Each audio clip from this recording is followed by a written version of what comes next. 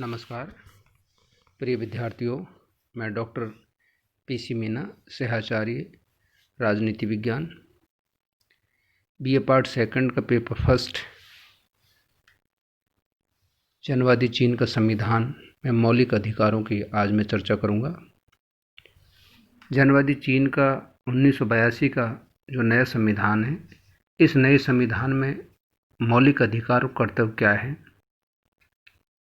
अगर हम मूल बात पाएँ कि अधिकार क्या हैं, तो मैं आपसे ये बताना चाहूँगा कि ऐसे अधिकार जिनको समाज ने स्वीकार किया हो और राज्य की सरकार के द्वारा जिनको मान्यता दी गई हो, ऐसे अधिकारों को हम मौलिक अधिकारों की श्रेणी में रखते हैं।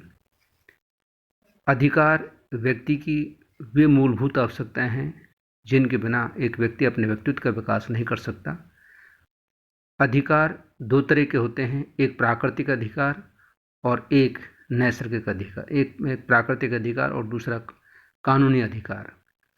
तो प्रकृति प्रदत्त अधिकार हमें शुरू से ही मिलते हैं, बस जीवन जीने के साथ ही मिल जाते हैं, और कुछ कानूनी अधिकार हमें राज्य सरकार के द्वारा दिए जाते हैं। दुनिया के सभी संविधानों में या दुनिया के सभी देशों में किसी न किसी रूप में अधिकार दिए गए हैं। अधिकारों की बात अगर हम करें तो अधिकार या मानवाधिकार की बात करें तो अधिकारों की जो प्रारंभ है, जो शुरुआत है 1215 में एक राजशाही के समय में, जब ब्रिटेन से हमें इसको हम देखते हैं, और उस समय के जो नॉर्मन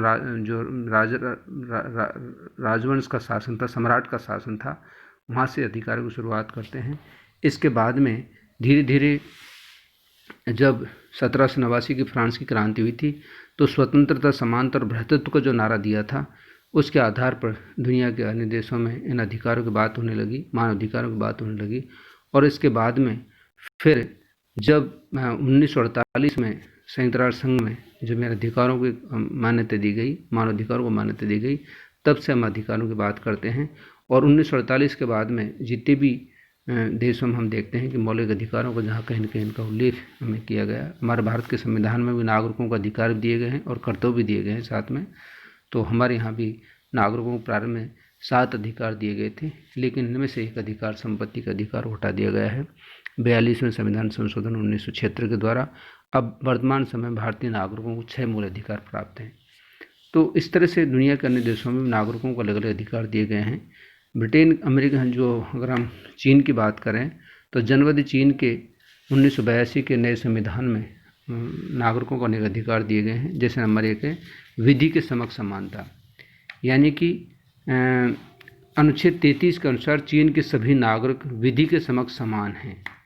इस अधिकार का अर्थ यह है कि नागरिकों की स्थिति, उनकी संपत्ति का अधिकार, वंश, सामाजिक स्थिति, नस्ल या जाति, स्त्री पुरुष, शिक्षा, भाषा, धर्म के प्रति रुख, पेशे के प्रकार, स्वतंत्र निवास, अन्य बातों पर निर्भर नहीं होती हैं, बल्कि सभी व्यक्तियों को जो है कानून के समक्ष समान माना गया है।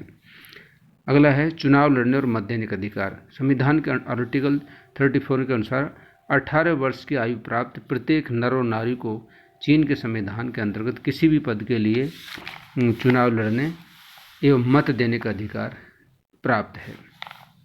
अगला है भाषण, पत्राचार, प्रेस आदि की स्वतंत्रता। अनुच्छेद 35 के अनुसार संविधान में सभी नागरिकों को भाषण देने, पत्र व्यवहार करने की स्वतंत्रता प्रदान की है। इसके अतिरिक्त प्रेस, संगठन एवं प्रदर्शन करने की मान्यता भी दी गई है। अगला है धार्मिक विश्वासों की स्वतंत्रता।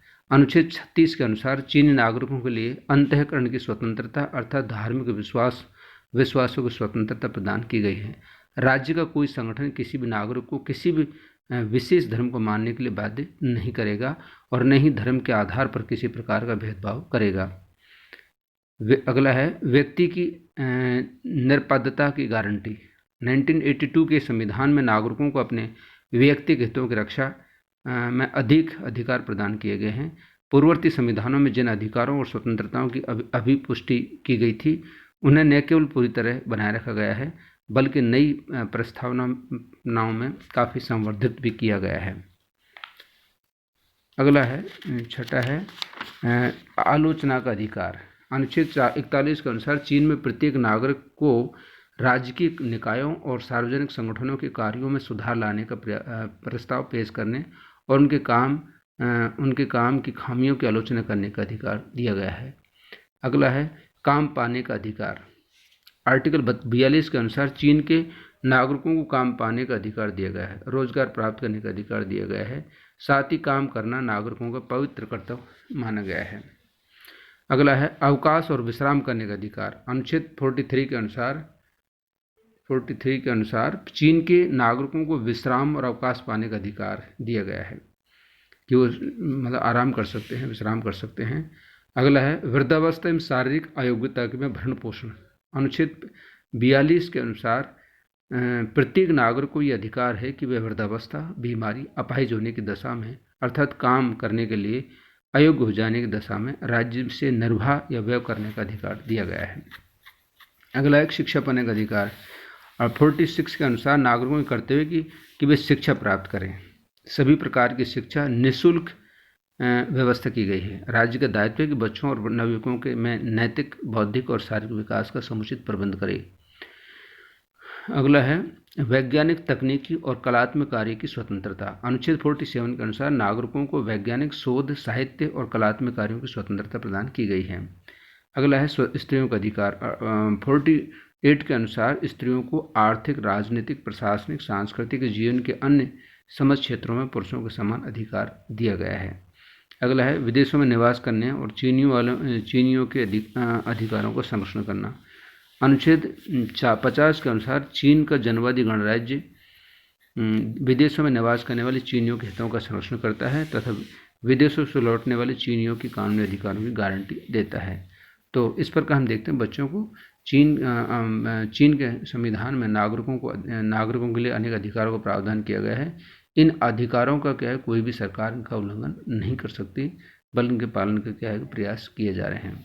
तो इस तरह से हम देखते हैं कि चीन के संविधान में अधिकारों का आज भी अत्यधिक महत्व है। धन्यवाद।